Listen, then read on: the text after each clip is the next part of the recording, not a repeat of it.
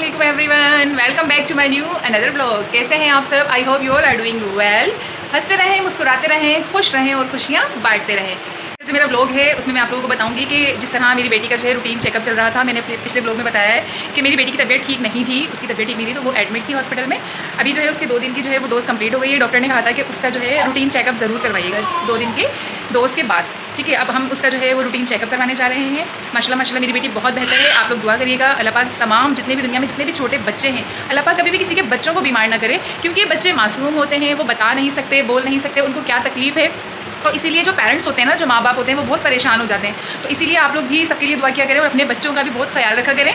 मैं भी कोशिश करूँगी कि अब आने वाले वक्तों में मैं अपनी बेटी का और ज़्यादा मज़ीद ख्याल रखूँ ताकि वो बीमार ना हो।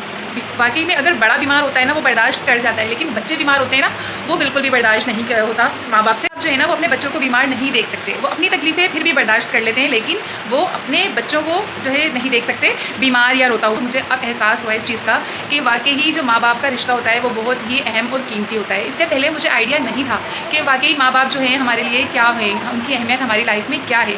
करते हैं देखिए हम जो है वो बदतमीज़ी भी कर जाते हैं, माँ बाप को नाराज़ भी कर देते हैं, कुछ ऐसी बात भी कह जाते हैं, लड़ाई झगड़े तो चलते रहते हैं माँ बाप से। शादी के बाद तो ज़ाहिर है बेटी को छोटी छोटी सी माँ बाप की बातें भी वो फील होती हैं। शादी से पहले तो भाई पिटाई भी हो जाती है अम्मा अब्बा से और जो है वो बहुत कुछ हो जाता है, लेकिन इंसान क्या करता है, इग्नोर कर देता है। लेकिन शादी के बाद अक्सर ऐसा होता है कि पेरेंट्स की छोटी छोटी सी बातें भी ना वो दिल पर लग जाती हैं, तो नाराज़गियाँ हो जाती हैं और बहुत कुछ होता है। तो काइंडली मेरी आप लोगों से रिक्वेस्ट है कि कभी भी आपके माँ बाप शादी के बाद आपको कुछ भी कह दें तो उसे जो है दरगुजर कर दिया करें। वो हमारे माँ बाप हैं, सही है। तो और माफ़ी भी मांग लिया करें। देखिए माफ़ी मांगने से कोई छोटा बड़ा नहीं होता, तो आपको खुद भी अच्छा नहीं लगेगा कि आपके माँ बाप आके आपसे माफ़ी मांगे। तो इसीलिए आप खुद जाके उनसे माफ़ी मांग लिया करें।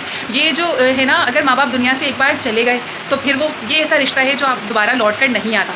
माँ बाप से नाराज़ हो जाएँ लेकिन उनको मना लें, उनको माफ़ कर दें और उनसे माफ़ी भी मांग लें, क्योंकि हम जो है ना उनकी जो है उनका हक़ अदा नहीं कर सकते। उन्होंने जो हमें पैदा किया, हमें पाला पोसा, हमें तरबियत दी और हमें इस मुकाम पर लेकर आए कि हम जो है सामने हम बात कर सकें खड़े होकर किसी के सामने। हमें इतना कॉन्फिडेंस दिया, हमें तालीम दी। हम उनका जो है ना एक रात का कर्ज़ भी अदा नहीं कर सकते जो माँ बाप ने हमें एक रात जो हमें संभाला। इन सारी चीज़ों का एहसास मुझे जब हुआ, जब मैं ख़ुद माँ बनी, जब मेरी बेटी हुई। मेरी बेटी जब मेरी गोद में आई और जब मैंने उसकी परवरिश करना शुरू की तो तब मुझे एहसास हुआ। मैंने अपनी अम्मी से सवाल किया कि अम्मी क्या हम भी इतने छोटे थे, क्या हम भी ऐसे ही तंग करते थे? जब वो सुसु कर देती है तो मैं अम्मी से कहती थी अम्मी क्या हम भी ऐसे ही करते थे, हम भी इतना तंग करते थे? तो अम्मी कहती है नहीं बेटा, तुम इतनी बड़ी ही पैदा हुई हो। जो माँ बाप का जवाब उल्टा होता है, इसी तरह ही हमारी माँ भी हमें उल्टा ही जवाब देती है कि बेटा इतने बड़े ही पैदा हुए थे, हमने तुम्हें नहीं पाला, हमने तुम्हारी तरबियत नहीं की। तो हंसी भी आती है, लेकिन माँ बाप का नैमुल बदल पूरी दुनिया में कहीं नहीं मिल सकता। तमाम रिश्तों का नैमुल बदल है लेकिन माँ बाप का नैमुल बदल नहीं है। ठीक है, तो मैं अपने माँ बाप से नाराज़ भी थी तो मैंने उनसे माफ़ी भी मांग ली। अल्लाह पाक ने मुझे इतनी मोहलत दी कि मैं उनसे माफ़ी मांग सकूँ, तो मैंने उनसे माफ़ी भी मांगी। मैंने अपनी सिस्टर को कॉल की थी, मैंने उससे बताया था कि मैं रूटीन चेकअप के लिए हॉस्पिटल जाऊँगी, तो उसका घर करीब ही है। तो मैंने उससे कहा मैं वहाँ भी आऊँगी, ज़रूर चक्कर लगाऊँगी। तो मैं अभी हॉस्पिटल जाऊँगी, अपनी बेटी का चेकअप करवाने के बाद अपनी सिस्टर के पास जाऊँगी, उनसे भी मिलूँगी और मैं आप लोगों के साथ वहाँ की वीडियो भी शेयर करूँगी, वहाँ के क्लिप्स, वहाँ पर हमने जो बातें करेंगे, हम वहाँ पर जो थोड़ा बहुत इन्जॉय करेंगे। अगर हो सका, अगर हमें टाइम मिला तो हम वहाँ गेम भी ज़रूर खेलेंगे और मैं आप लोगों के साथ उसकी वीडियो भी शेयर करूँगी। इसलिए मेरे चैनल को अगर सब्सक्राइब नहीं किया तो फ़ौरन जाके सब्सक्राइब कर लें और अगर वीडियो पसंद आए तो लाइक और शेयर ज़रूर किया करें। तक लंच नहीं किया, जल्दी से लंच कर लेती हूँ। कल हमने हलीम बनाया था तो उसके जो है आज मैं खाऊंगी हलीम पुलाव। कल जो है 10 मुहर्रम था तो हमने बनाया था हलीम और हमने कल खाया था हलीम। कल हमने खाई थी हलीम बिरयानी और आज हम खा रहे हैं हलीम पुलाव।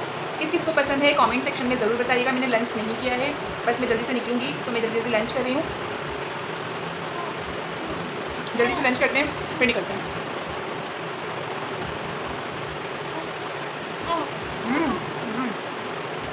मेरा बेटा, मम्मा का बेटा जानू। मैंने आप लोगों को बताया था कि मैं अपनी सिस्टर के घर जाऊंगी अपनी बेटी का रूटीन चेकअप करवाकर। मेरी बेटी का रूटीन चेकअप हो गया है अल्हम्दुलिल्लाह वो बहुत बेहतर है और मैं अपनी सिस्टर के घर पर आ चुकी हूँ। अब मैं आप लोगों को अपनी सिस्टर से मिलवाती हूँ। सबसे पहले अपनी सिस्टर से आप लोगों को मिलवाते हैं, उसके बाद हमारा डिनर टाइम स्टार्ट हो जाएगा। अस्सलाम वालेकुम। वालेकुम अस्सलाम। कैसी हैं आप? मैं ठीक हूँ, आप कैसी हैं? और आप सब कैसे हैं? कमेंट सेक्शन में ज़रूर बताइएगा कि आप लोग कैसे हैं। और आपने आज हमारे लिए जो डिनर बनाया है वो क्या बनाया है, बताया जाए हमारे व्यूअर्स को। मैंने यहाँ बनाया है दम कीमा, जो कि मेरे बहनोई को बहुत पसंद था, जो कभी मैंने बचपन में बनाया था वो इनको पसंद था, तो आज मैंने वो बनाया। और उसके साथ हलीम वगैरह रखी हुई और चपाती वगैरह मंगवाएंगे। ठीक है। उसके बाद हमारी जो लास्ट में होगी वो क्या होगी? टी जो कि वो तो परमानेंट कंपलसरी है। बिल्कुल बिल्कुल कंपलसरी है, वो तो लाजमी पियेंगे। फ्रेश हो जाते हैं चाय पीकर। अब हम आगे चलते हैं वीडियो की तरफ। हमारा जो है डिनर टाइम स्टार्ट हो गया है। मेरी सिस्टर ने बनाया है बहुत मज़ेदार सा दम कीमा, बिल्कुल ट्राई करेंगे हम इसे। इसके बाद हम ट्राई करेंगे हलीम, मज़ेदार सा। मुहर्रम हो हलीम ना हो ऐसा तो हो ही नहीं सकता।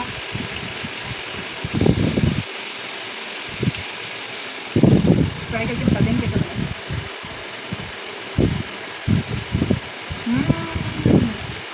बहुत मज़ेदार माशाल्लाह माशाल्लाह। तमाम चीज़ें बिल्कुल परफेक्ट है, नमक मसाला बिल्कुल ज़बरदस्त। T time.